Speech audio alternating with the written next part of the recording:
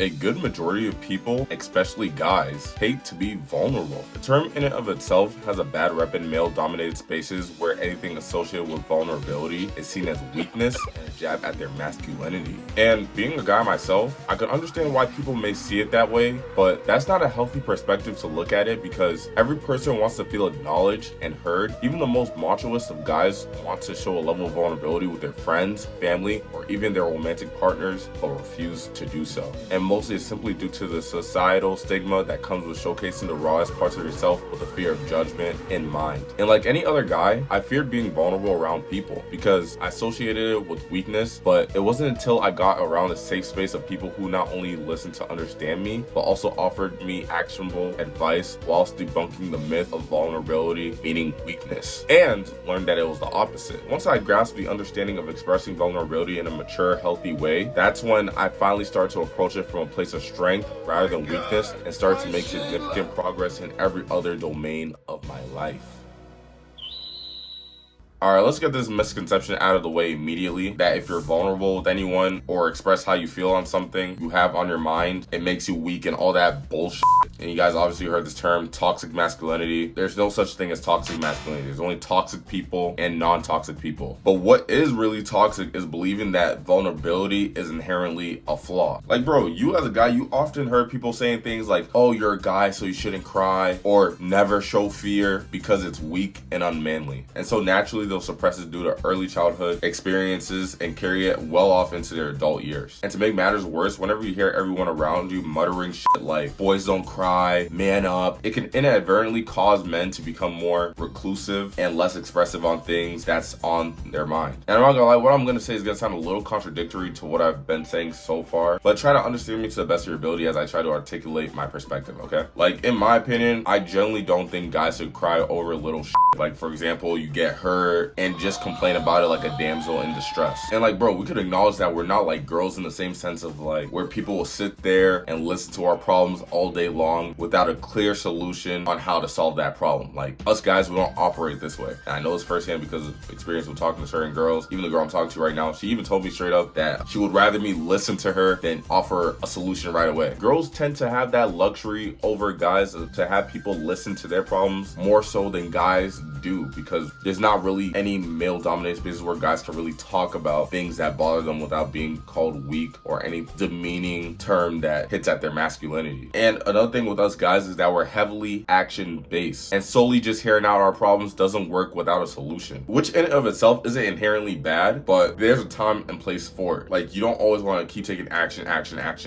without first hearing this thing I'm about to tell you that probably no one has ever told you before. But before action, you need acknowledgement. And without that, bro, you're gonna suppress yourself even more, becoming desensitized and incapable of understanding your own emotions, which is a problem because it tends to come from a place where you want to express something, or if you do want to express something that's bothering you, you often may get ignored or dismissed by people who, one, don't even understand their own emotions and are brainwashed to believe that men are just supposed to suck it up and ignore it without acknowledging that there's a problem there. And again, I'll be the first person to tell you, the more you try to suppress something, the far more likely it is to resurface one way or another. And 9 times out of 10, especially knowing how guys' rage can be when it's not controlled or acknowledged, it's not going to be pretty. Especially when you get older and you have a lot of undealt with childhood trauma that comes from you not being able to express those sides of you in a healthy manner, everything goes to shit. And I low-key blame the movies and media for this too, because these mediums often portray masculinity as being extremely stoic and emotionally distant 9 times out of 10. Like, think of movies like James Bond or Rambo. Now, Rambo has some human sides to him, but you get my point. Like, they portray this unrealistic stereotype of what masculinity looks like. And although there are traits of that should be portrayed in real life, that are portrayed in real life, it's incomplete. Stoicism is one of many aspects of being a man or just a normal functioning human being, but mostly man, because we're talking about masculinity here. And it is important to incorporate it in some aspects of your life. But to be vulnerable, you need people who can understand you and empathize with you on some of the toughest moments of your life. life. Like for example, some of the good friends I made in late 2023 and became good friends with onward have not only expressed to me their most vulnerable things, and I have as well, as far as like, you know, talking about my corn addiction that I had a severe problem with back in high school, which I've already told you guys because, you know, I don't mind telling you guys, but that was something that to me never sat right just telling anybody, because I had a fear of like being judged, no one really understanding where I was coming from, until I discovered the NoFap movement and realized how much of a big problem this is,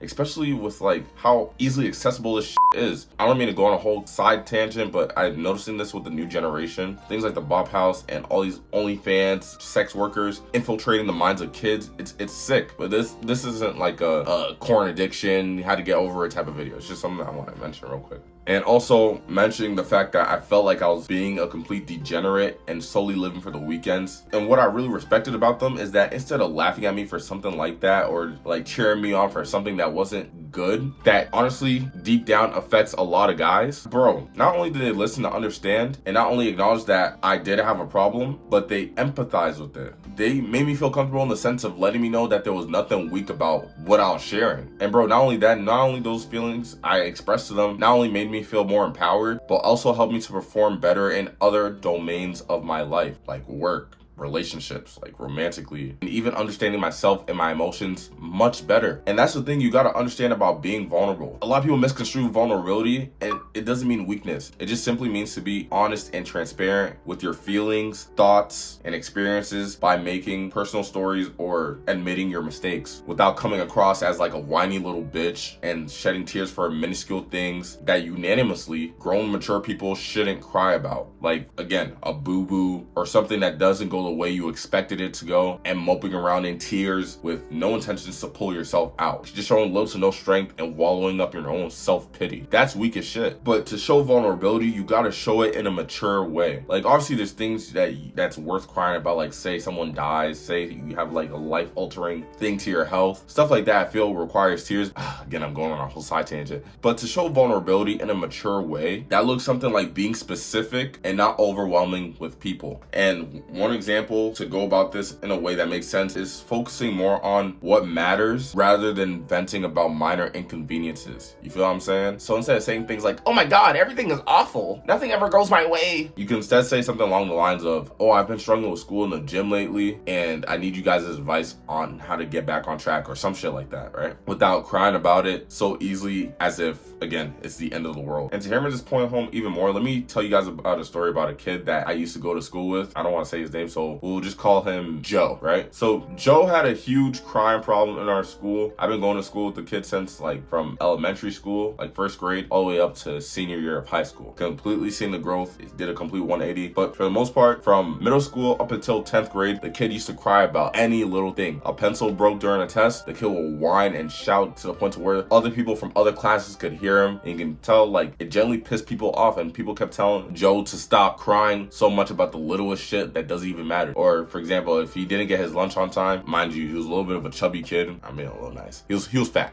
But he used to just cry about the littlest shit. Like anything that didn't go his way, bro would just cry. And so once 10th grade rolled around, he joined this thing called JROTC. One of their cadets, or like their leaders, was like this kid that was about a year or two older than us and 2 grade levels above. I spoke to this guy a few times. He has traits of like being a strong leader and, as people would call it, masculine. But at the same time, he had this transparent side about him where you could tell like he was like a genuinely kind person who was not afraid to show vulnerable sides of himself. I know this because this guy used to tell me where he came from and how insecure he was of his body to where he is now. That being his like role model or his leader in ROTC, he started to adopt those traits. And then before I knew it, like 6 months to a year later, that's when he became more mature and started showing vulnerability in a way that wasn't too emotional. And ever since then, Joe hasn't cried for minor shit. He has been more mature, and I think he's even put on a little bit of muscle. He looks a little stocky, almost like a phantom or some shit. But also, it's fair to mention that for him to become this vulnerable and show it in a mature way, he needed to share these sensitive parts of himself with trustworthy people, and not only just trustworthy people, but people you can count on and that can offer you constructive support. I'm talking to you right now, right? But at the same time, you also need to keep in mind that you need to have a level of self-awareness to not overshare too many minute details to the point to where it makes the other person feel uncomfortable, or if it comes across a little TMI or inappropriate. Like things that you obviously have control over your life with, you should not be crying over. Finances, you completely have control over. That's not something